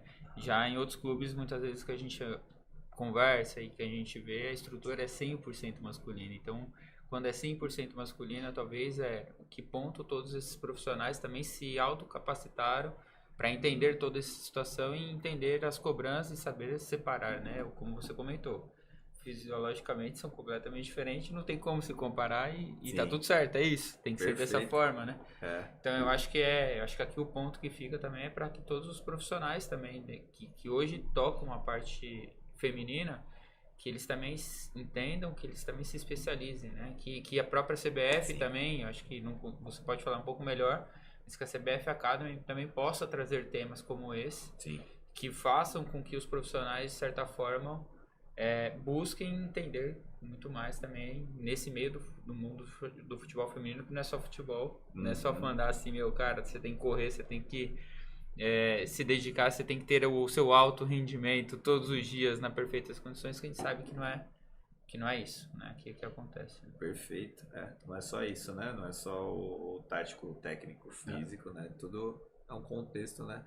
A CBF Academy, todos os cursos, todas as licenças, eles têm pelo menos uma aula que é sobre futebol feminino. Isso é bem legal, porque ali é tratado tanto dessa parte, muitas vezes, fisiológica, né? Como também do contexto histórico, enfim, da situação atual, né? E hoje a gente tem muitas pesquisas que antigamente não tinha da modalidade, né? Então, a gente traz muitas informações importantes, né? Então a gente muitas vezes viu uma crítica muito grande à velocidade do jogo. Cada Copa do Mundo que passa, a média de velocidade corrida pelas atletas está chegando mais próxima do que o masculino já produz, né? A gente não sabe se vai chegar lá, mas está em evolução. Coisa que a gente conversou que o masculino ele está estagnado, né? Ele chegou muito próximo do seu ápice, exato. O feminino ainda tem uma estrada ainda para avançar. Então, esses estudos eles trazem e mostram essa evolução. Essa é a Copa que as equipes estão mais equiparadas fisicamente, né? Então, você vê que profissionais estão se especializando na modalidade, conseguindo extrair o melhor, né? Conseguindo de verdade chegar no ápice dessas atletas, né? Isso é muito legal de ver, é muito legal de acompanhar essa evolução, que é nos detalhes, né? É nos detalhes. A gente fala hoje no masculino, por exemplo, que tecnicamente tem muita gente parecida, taticamente os estudos hoje te dão acesso a muita informação, então se você for uma pessoa que estuda, você vai ter acesso a esquemas táticos e situações táticas que qualquer uma pessoa no mundo pode ter esse acesso também, então globalizou, né? Fisicamente, você vê que a maioria dos times tem uma estrutura com equipamentos de alto nível. Você vê o Marcelo chegando no Fluminense falando, pô, tem coisa aqui que vocês têm que não tem lá no Real Madrid, né? E então hoje o que a gente vê no masculino, por exemplo, que faz bastante diferença é o mental, né? Porque o tático, o físico e o técnico está muito equiparado. O mental hoje é algo que faz muita diferença. Feminino ele ainda tem esse desenvolvimento técnico, físico e tático, que ainda tem caminhadas para se desenvolver, e também o mental tem um campo ainda muito grande para se entender e se trabalhar, porque tem essas nuances que o homem não tem, que é essa questão do ciclo menstrual, essa mistura hormonal, né, dentro do corpo que gera várias situações e você tem que estar preparado para entender isso e conseguir ajudar da melhor forma, né? Chegando em Copa do Mundo, você mencionou e infelizmente, né, o Brasil acabou sendo eliminado precocemente durante a fase de grupos. O que faltou, na sua visão, para o Brasil ir um pouco mais longe no Mundial? Cara, primeiramente muito triste, né? Uhum. Acho que foi muito frustrante para todo mundo que participa da modalidade, né? Que luta muito para o desenvolvimento da modalidade. Foi uma semana bem triste, assim, até nos treinamentos com as meninas, né? Uhum. Todo mundo sentiu bastante o golpe, né? E eu acho que é muito injusto a gente escolher uma pessoa, né, um CPF, para colocar a culpa da não classificação, né? Eu acho que tem alguns pontos. A gente sabia que seria uma Copa de transição, então uma Copa que muitas jogadoras novas iriam participar. E a gente sabe que muitas vezes uma primeira participação pode ajudar a criar essa experiência para as próximas, né? Então a gente sabia que seria uma Copa de transição, mas eu acho que a gente acabou se complicando um pouco as próprias pernas, sabe? Uhum. Tipo, o Brasil, ele teve uma oportunidade, aí é uma opinião minha, de criar uma estratégia para jogar contra a França, colocando um pouco mais a responsabilidade para elas, né? O Brasil, ele fez um primeiro jogo muito bom, né? Mas é o Panamá, não importa, o Brasil fez acontecer, né? Colocou, imprimiu o ritmo, jogou muito bem.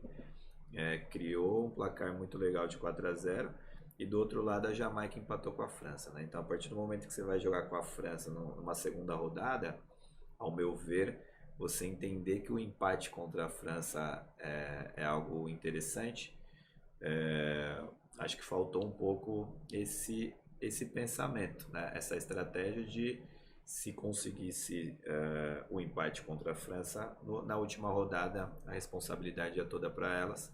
A Jamaica ia ter que se abrir para sair, para jogar, e eu acho que as coisas iam acontecer mais Tecnicamente ia naturalmente. prevalecer pela técnica, né? Aí o Brasil ia ter mais espaço, né? Pra poder jogar. A Jamaica, ela controlou os espaços, né? O Brasil controlou a bola, mas a Jamaica controlou os espaços. Uhum. E por estar taticamente bem desenvolvido, né? Conseguiu dificultar bastante as ações do Brasil, né? Mas eu achei que o jogo contra a França foi um jogo chave, assim, para a gente acabar não se classificando, né? E aí, um assunto, e eu acompanhando, né, o noticiário, e possivelmente essa foi a Copa que eu mais acompanhei, eu pessoalmente, né, desde o início. Acho que criou-se uma expectativa grande e muita gente acompanhando, né, a quantidade de gente conectada, a audiência na TV, o Casé TV que está fazendo um trabalho fantástico, eram 2 milhões de pessoas conectadas durante uma partida do feminino, sensacional.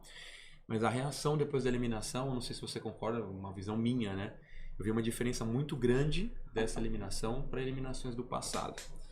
E você mencionou a questão mental, e eu vejo que daqui para frente vai ser cada vez mais importante, porque com a visibilidade, com mais pessoas acompanhando, vai vir muito mais pressão. E, de novo, não sei se você concorda, uma visão, mas até a Copa passada, quando o Brasil era eliminado, as guerreiras do Brasil foram eliminadas, né? Essa vez já foi, manda embora a técnica, né? A Pia fez um péssimo trabalho, a fulana estava mal, não convocou a Cristiane, não fez isso, não fez aquilo. Mexeu errado, demorou. Vai vir muito mais pressão daqui para frente. Talvez essa é a contrapartida, né, do sucesso e do crescimento do esporte. Que eu não sei o quanto que aquelas jogadoras já estavam acostumadas e preparadas com isso. A pressão vai ser muito mais forte daqui para frente. Você concorda com isso e como que vocês, profissionais do esporte, vai trabalhar mentalmente? Porque na minha visão também não vai demorar muito para chegar. Hoje o feminino perdeu a semifinal, claro, todo mundo ficou triste. Mas ainda não existe a mesma cobrança que vai acontecer. Quando você tem um estádio cheio no Morumbi acompanhando e perder um jogo em casa, foi eliminar para a Ferroviária, vai chegar essa pressão também, né? Como vocês estão se preparando para essa mudança? Cara, eu acho que, como você falou, uma contrapartida, né? Eu acho que a partir do momento que você quer acessar mais pessoas e ter uma modalidade mais forte, é inerente que aconteça esse tipo de ação. A gente até tinha algumas situações inusitadas assim, né? Quando começou a ter equipes de camisa e equipes de base com clubes de camisa, às vezes algumas atletas que estavam começando a entrar nesses clubes ainda não tinha e comissão técnica também, a dimensão da quantidade de público que você ia atingir com uma postagem no History, uma postagem no feed, né? E aos poucos foram acontecendo algumas situações que as pessoas foram começando a sentir esse peso, né? Essa responsabilidade. Pô, agora eu represento uma camisa de milhões de torcedores, de um clube muito grande e tudo mais. Eu vejo como algo positivo esse crescimento e naturalmente isso acontecer sempre de uma forma respeitosa, né? Por muitas vezes o futebol feminino foi tratado como tá tudo bem, ganhou, perdeu, beleza, vamos para a próxima, né? De uma forma muitas vezes café com leite ali, como tá tudo bem. E na verdade não, né? A gente quer evoluir, a gente quer sempre melhorar, a gente quer sempre ter condições para isso. Mas como eu falei no início, não adianta a gente dar o básico em um ciclo e já achar que é um ciclo entregando o básico de estrutura, né, que são 4 anos tendo categoria de base, são, sei lá, 5, 6 anos tendo campeonatos nacionais, que você vai ver isso já na próxima Copa do Mundo. É um processo, né? É um processo que ele não tem mais volta, que ele tem que ser daqui para frente. E isso ele vai sendo naturalizado, como hoje é no masculino, com a menina que já joga num time grande na base, que já tem as páginas de rede social, que não são as direto no clube, né? Mas que já acompanha essa menina, então que já faz a postagem dela jogando o Paulista Sub-17, fazendo o gol, né? Então, páginas de torcedores que já vai divulgando ela e tal. E o acompanhamento psicológico, né? E mental é algo essencial, assim, né? A gente vê que os familiares por perto é algo que ajuda bastante, mas não são todas as atletas que têm essa estrutura familiar. Então, o trabalho de um psicólogo sério, né, uma psicóloga séria, também ajuda as atletas a se preparar para isso, né? Porque é um caminho sem volta. Você não pode escolher não passar por isso. Não passar pela frustração, não passar pela cobrança, não passar por situações assim. Na verdade, ao meu ver, o trabalho do psicólogo ele tem que ser de preparar, né, esses atletas a passar por isso, porque isso é inerente à profissão que a gente escolheu, à pressão que você tem, mas sabendo que você está fazendo aquilo que você ama, e se você estiver preparado e conseguir discernir o que é hater e o que é crítica construtiva, por exemplo, tá tudo bem, né? Eu particularmente vi aquilo como positivo, no sentido, voltando à questão cultural e da inclusão, né? No Brasil é o país do futebol, e 200 milhões de pessoas, né, acreditam que entende mais que o Tite, entende mais que você, entende mais que o Felipão, todo mundo entende mais que a Pia, né? Todo mundo acha que se tivesse feito aquilo. Então, quando eu vi a reação, e isso acontece na modalidade masculina também, né? Sim. A cobrança é exacerbada muitas vezes, mas eu vi, finalmente. Porque eu acho que a cobrança ela é necessária também, né? Se a gente não se cobrar, se a gente não querer melhorar, o resultado não vai vir. Então, a cobrança deixa ela seja de maneira correta, profissional, sem violência, né, respeitosa, ela é válida. E aquilo é cultura, eu acho legal. Elas vão se acostumar com isso, porque daqui pra frente espero que mais gente acompanhando e vai ter mais gente criticando, não tem jeito. Né? Total, isso é só um sintoma de que tem mais gente envolvida, né? Exato. Que é o que a gente sempre buscou, né? Quando você pega na base, principalmente no masculino, e a gente foi um tema abordado com o Mário, inclusive, o Mário até comentou, caramba, eu estava no jogo que foi até bem hostil, o clima do jogo e tudo mais, porque, como o Thiago falou, o futebol é paixão. Sim. Os pais, todo mundo acha que, né, enxerga uma coisa completamente diferente do que está no jogo. Todo mundo enxerga uma coisa diferente. Ou você está torcendo, ou algo muito mais, você quer fazer aquela coisa acontecer, vitória, pressão, o que importa é isso.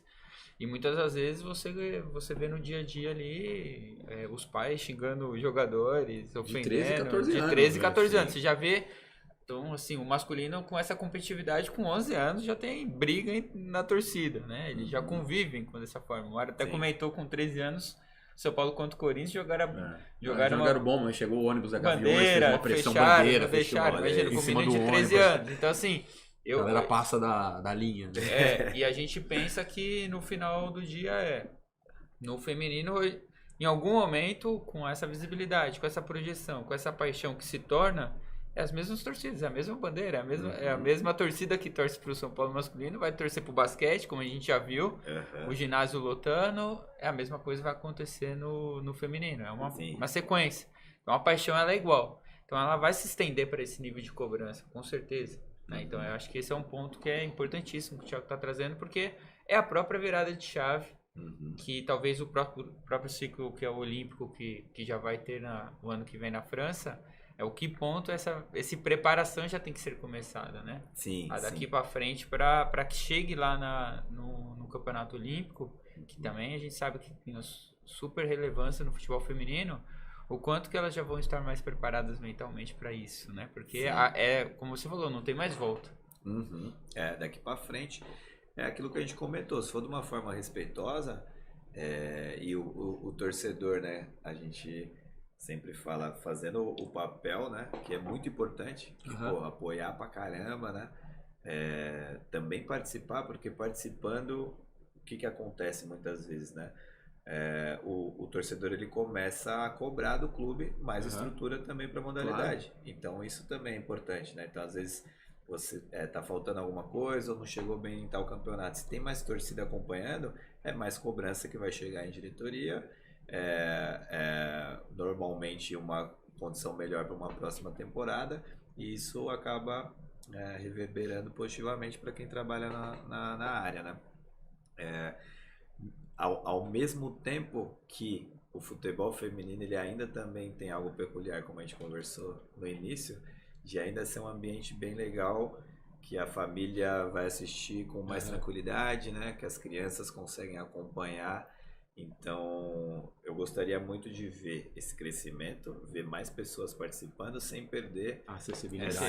Essa essência, né? Essa essência, que é muito bom, né, cara? É muito legal.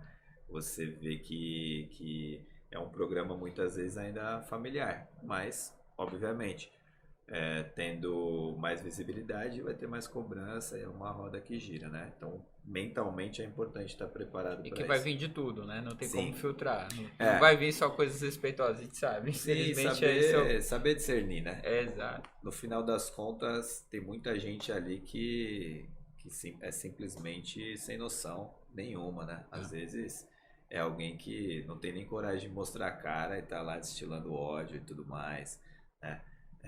Então não se apegar a isso, né? Muitas vezes a gente bate bastante esse papo, né? Às vezes se uma crítica ou se uma cobrança te faz mal, a melhor coisa nesse momento às vezes sair da rede social um pouco, né? Ficar um pouco longe também é importante, nem ter acesso a isso, porque tem muita gente ali que não merece nem ser ouvida, né? Essa é a verdade. E tem muita questão, a gente já fala isso há muito tempo, não tem bobo no futebol e não tem mesmo, né? Cada ano não é só, o Brasil investiu a maior delegação, mas todos os países também vêm no seu processo de evolução e de investimento, né? Então, a gente chega mais forte ou mais preparado, outras seleções também. Tem seleções na primeira participação Marrocos e conseguiu classificar e passar. Então, vai ser natural. A competitividade ela vai ser cada vez maior e isso é saudável para o esporte. Sim.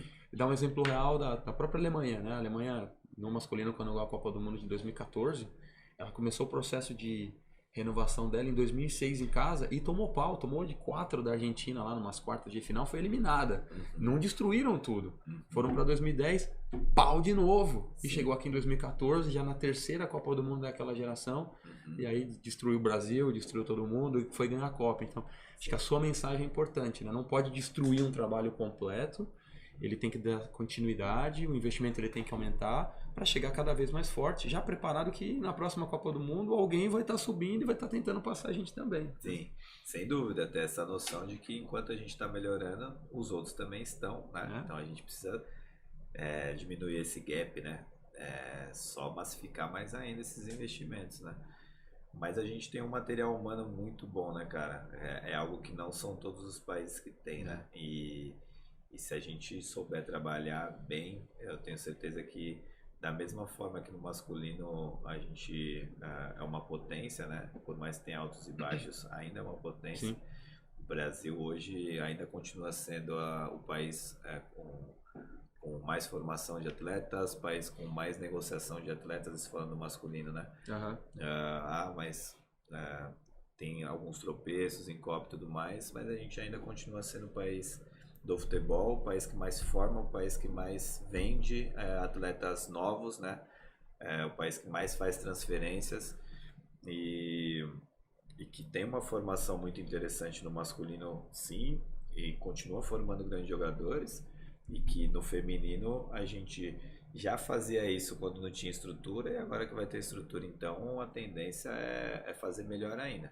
Então, cada vez mais vai ser comum a gente ver atleta brasileira no Barcelona, no Real Madrid, numa equipe forte de uma Estados liga Unidos, americana, uma Premier League que também está se fortalecendo pra caramba no feminino, né?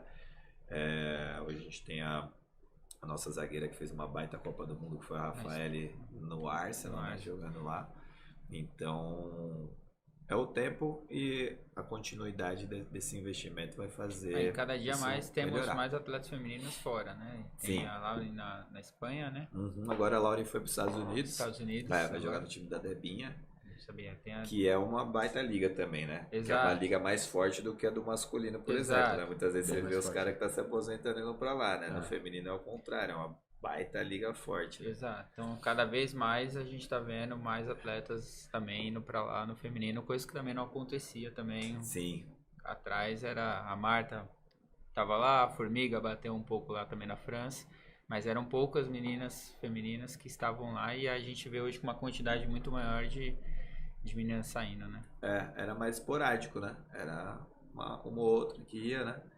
E hoje não, hoje a gente tá vendo que tá tendo bastante atletas mesmo. Esse é o mercado que teoricamente vai se aumentar e vai se abrir cada vez mais, né? No nível de competição que a gente vem começando até aqui dentro do Brasil. Sim, sem dúvida. Hoje eu vejo a gente no melhor momento do futebol feminino no país, sem dúvida nenhuma. Em relação às categorias de base, em relação ao futebol profissional, a gente teve um campeonato brasileiro extremamente competitivo, né? Cada vez mais a gente tem menos equipes com a disparidade tão grande, né? Antigamente você viu umas goleadas muito grandes, absurdo, né? Esse ano a gente acabou tendo isso um pouco com o projeto do Ceará, que acabou tendo problemas, né? Então, esse é um outro problema ainda que a gente tem que combater, que a equipe masculina ela cai de divisão e a primeira modalidade que recebe corte normalmente é o futebol feminino, né? Então esse é um outro ponto que a gente precisa encontrar uma forma de não afetar tanto, né? Mais, para conseguir dar uma sustentação mínima para a equipe participar do campeonato nacional, né? Então hoje eu vejo, né, que o ano que vem as equipes que caíram e as equipes que subiram, principalmente da Série A2, né, a gente vai ter o melhor campeonato nacional de todos os tempos, né? Então você teve o Fluminense que subiu, camisa grande, Botafogo subiu, camisa grande, Red Bull, né? Uma estrutura muito legal no masculino e no feminino também. E o outro, me falhou a memória agora. Fluminense, Botafogo, Red Bull e o outro me falhou a memória. América Mineiro, que também é um time que tem uma estrutura interessante, né? Boa. Então a tendência é a gente no ano que vem ter todos os jogos de uma forma mais equilibrada, né? Então já é um ganho bem legal. Aproveitar e mandar um abraço para a Priscila Lemoa lá do Juventude. Juventude conseguiu o acesso da terceira divisão para a segunda divisão também. A Priscila sempre acompanhando a gente lá. Começou no Sub-20, terminou a reta final do brasileiro lá no profissional. Valeu, Priscila, e todo o pessoal do Juventude aí, parabéns pelo acesso também, né? A gente está caminhando já quase aí pro finalzinho, né? Eu queria fazer uma pergunta. Claro, por favor. Cara, qual seus sonhos aí como treinador, né? Seus objetivos, não só sonhos, acho como objetivos e metas, que eu acho que é importante aí nos próximos anos aí para sua vida, o que você projeta e sonha, né?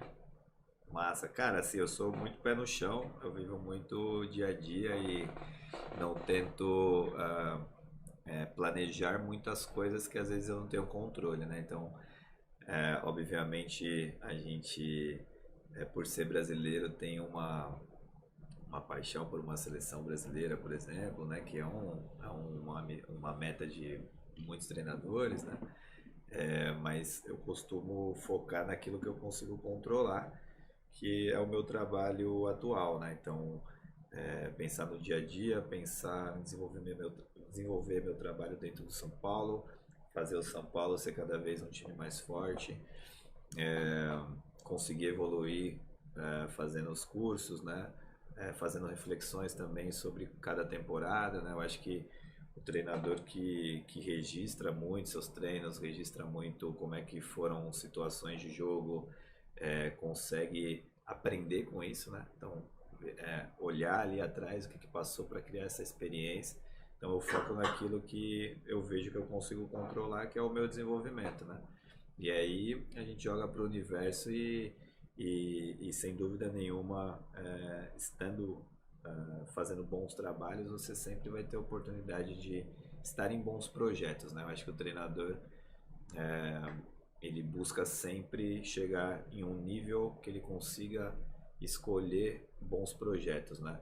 Que ele não seja apenas escolhido, mas que ele também tenha a oportunidade de escolher, né?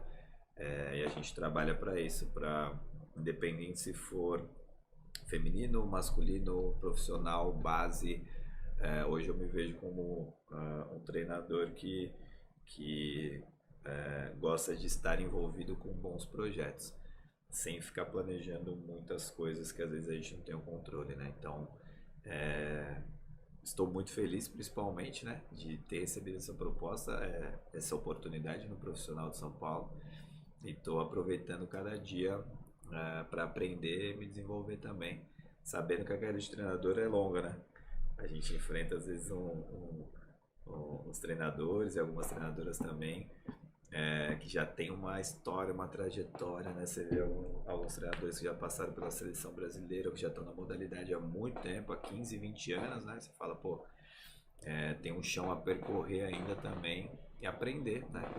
Com todo mundo, que eu acho que é importante. Estar aberto a aprender, né? Saber que o futebol é algo muito complexo para você achar que você já chegou lá, né? Estar aberto a evoluir. Quem que é a sua inspiração como treinador? Você tem algum? Cara, eu sou bem, como é que eu posso dizer, contraditório assim, nas inspirações. Porque... Agora a gente vai descobrir a escola. A escola onde do que eu quero chegar. Eu quero chegar a qualquer escola. Pô, cara, na experiência que eu tive na escola do Barcelona, como eu falei pra vocês, eu me apeguei bastante ao jogo posicional, né? Uhum. Que é o jogo que o Pepe consegue reproduzir no ápice, né? É o cara que conseguiu atingir a melhor forma pra mim desse estilo de jogo, né? Porém, gosto muito também da intensidade do jogo do Klopp, que é uma característica totalmente diferente, quase oposta, né? De estilo de jogo. Muito vertical, né? Muito vertical, né? Um jogo muito físico, né? Um jogo de contra-ataque furioso. O time dele do Dortmund era um time que eu era apaixonado, gostava muito de assistir. A liderança do Ancelotti eu acho muito legal, então eu também tenho ele como uma referência assim tem até o livro dele, né, Liderança Tranquila, de ser um cara que conversa muito com os atletas, traz para perto e que não tem uma forma apenas de jogar, nenhum sistema fechado, né, ele se adapta ao grupo de jogadores, também acho muito interessante. E no Brasil a gente tem os mestres aí, né, mais antigos, né, o Tite, o Felipão, o próprio Luxemburgo, tem muita coisa para agregar, né, e treinadores mais novos aí também que estão chegando com uma bagagem legal, né. Você vê o Barbieri, que saiu de uma universidade também, né, um cara novo com bastante ideia interessante. Alguns treinadores aí que você vê com bastante potencial, né? Então, eu tento pegar um pouquinho de cada e criar a minha forma, né, minha filosofia, mas é tudo muito contraditório, assim, né? Porque antigamente eu tinha na cabeça uma forma de jogar, um modelo, só que daí eu fui percebendo cada vez mais que não era um caminho legal, porque, ao meu ver, o modelo tem que ser feito a partir do grupo que você tem. não o contrário, você chegar com o modelo Querer impor o seu... impor, sabe? Uhum. Hoje eu vejo que os treinadores que têm mais sucesso são aqueles que se adaptam melhor ao seu grupo, né? Ao seu time, ao que elas entregam para você, não ao que você entrega para elas, né? Então, durante o tempo você também vai mudando um pouquinho a sua visão em relação a isso, né? Bom, última, para a gente poder finalizar.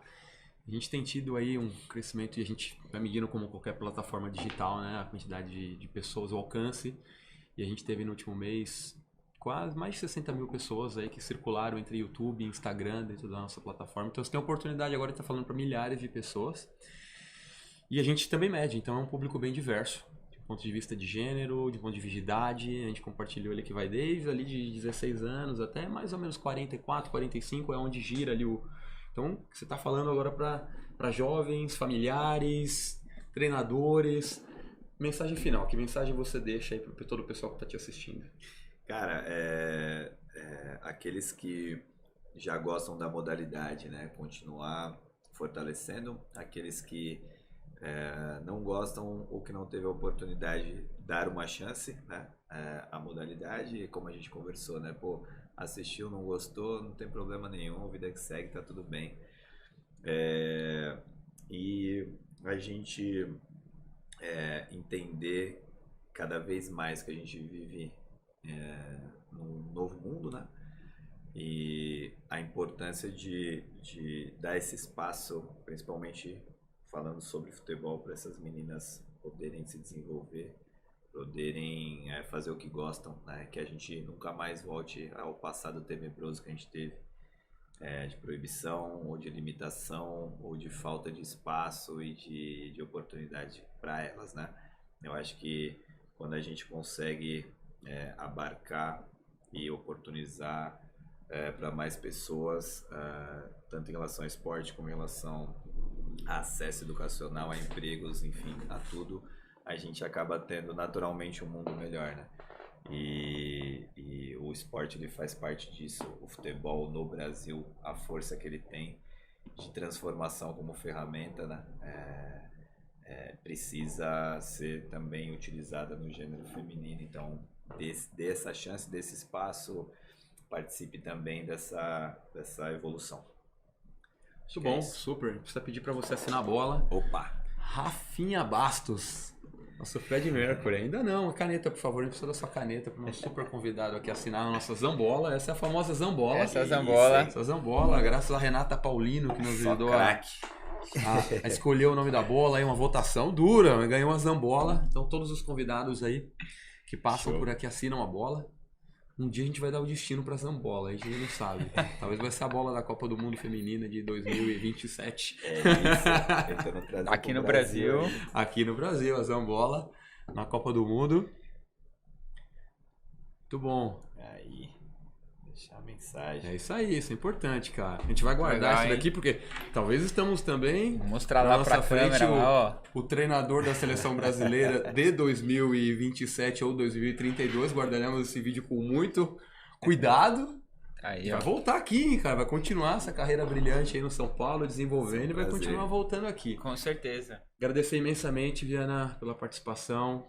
Foi sensacional, né? Acho que esse é o intuito do programa. A gente quer abrir espaço aqui para todas as modalidades, quer trazer profissionais de diferentes áreas, e acho que hoje, além do futebol feminino, você falou bastante sobre inclusão social, sobre diversidade, que aplica-se totalmente no futebol, mas aplica à sociedade como um todo, e é isso que a gente busca aqui no programa também.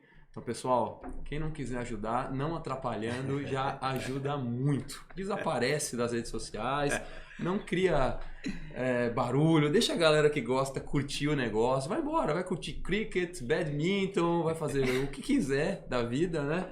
Deixa a galera trabalhar em paz e curtir a modalidade feminina, o que todo mundo quiser. Valeu? Valeu, brigadão. Prazer enorme. Obrigado, Viana. Vamos em frente. Boa sorte na reta final. Valeu, Viana. Obrigado pelo convite e pela tarde de conversa, de bate-papo. Valeu. Valeu. Falou, meu.